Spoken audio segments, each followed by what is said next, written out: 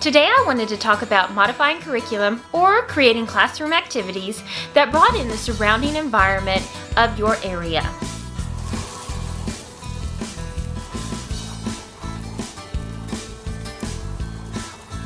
Hello everyone, and welcome back to my channel.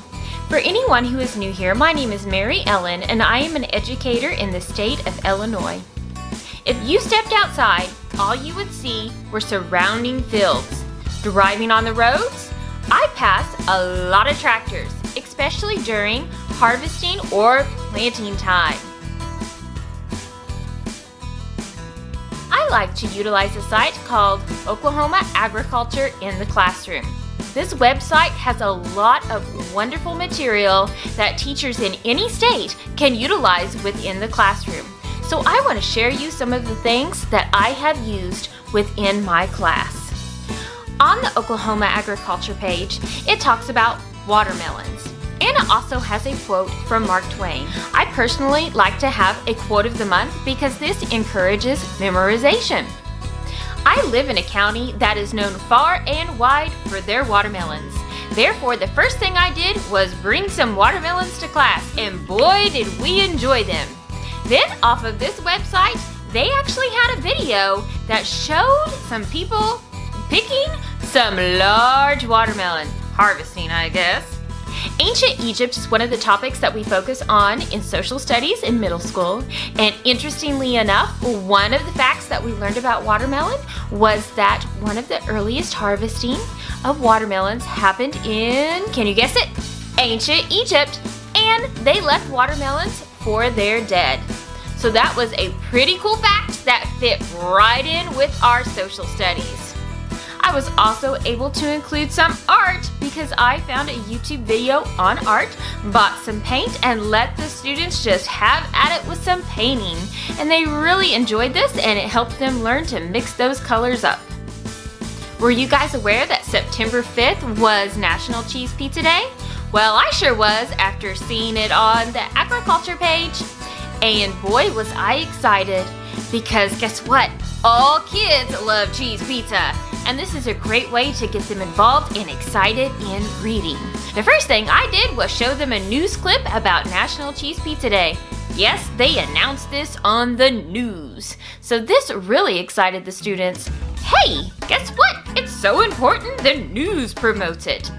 Then I made sure that I brought some cheese pizza for everybody.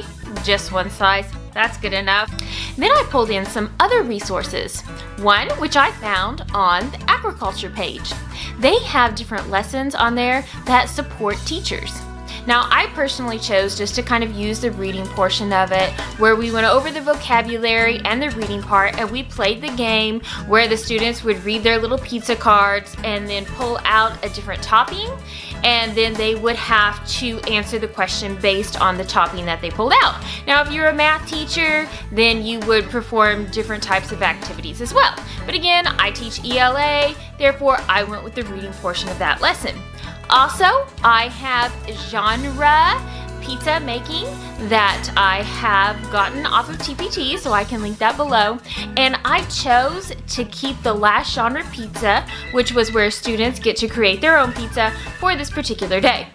Because the students had actually mentioned wanting to make their own pizza while we were going through this activity earlier in the year. So when I pulled this one out, boy were they ever excited. But I wasn't finished yet. My students love to dance, and I like to get them up and moving. So I incorporated a Go Noodle dance. And it's called the Pizza Man. So we got to get up and boogie down. And who can celebrate National Chicken Month without doing the chicken dance? And of course, you have to bring some baby chicks in order to celebrate this. Oklahoma Agriculture in the Classroom also has a wonderful video showing students baby chicks hatching, and they just love to watch this. In addition, teachers love the fact that they have a great lesson on here that will help them review or introduce idioms to the students. September is also National Honey Month. And as you have probably figured out by now, I love to get my students up and moving.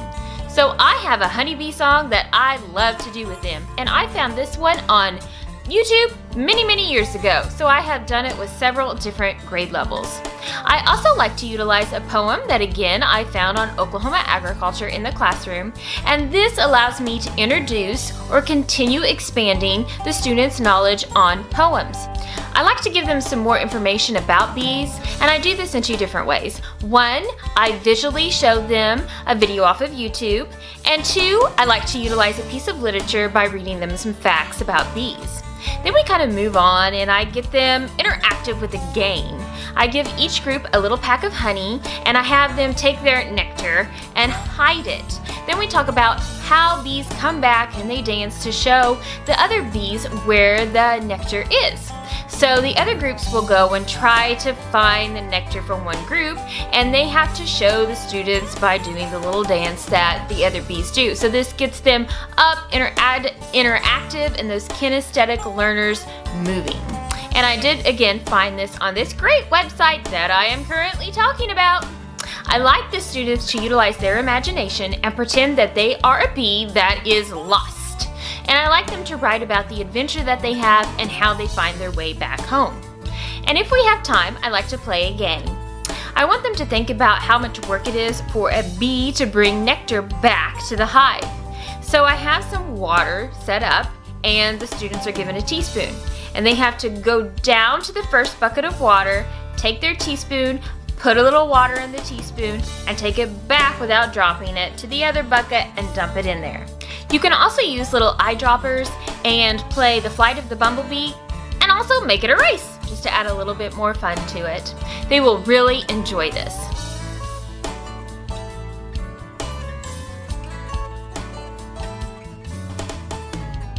October 16th is World Food Day, and the quote that I use is from Eleanor Roosevelt.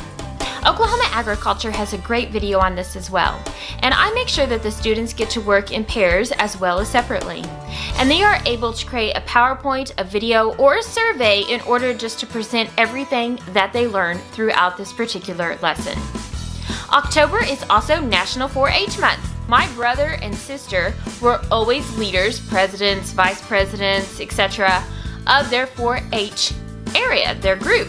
So I would always pull them into all of my classes and have them do presentations and activities within my classroom.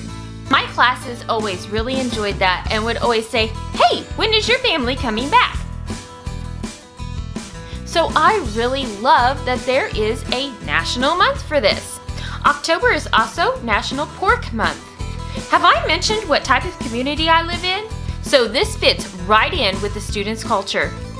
I like to show the students facts about pigs. Then there is a great TED Talk video to look at, a video about a girl showing her pigs, which by the way, I'm finding both these video links on Oklahoma Agriculture. They also have a great page that works on context clues for this particular activity. So I use that page as well.